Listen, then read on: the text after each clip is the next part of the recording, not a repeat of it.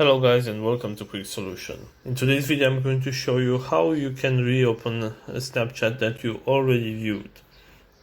So let's say you are in your conversation and someone sends you a Snapchat. I'm just going to make a quick photo just for the example, and I'm using AI.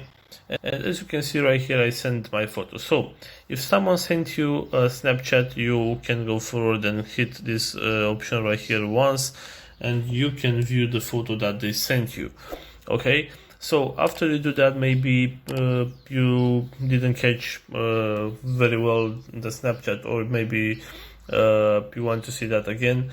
So after you open your Snapchat at first, after that you will see there is an option where it says hold to reply, so you can hit that option, and after that you will see the option tap to view, and you can open again your Snapchat.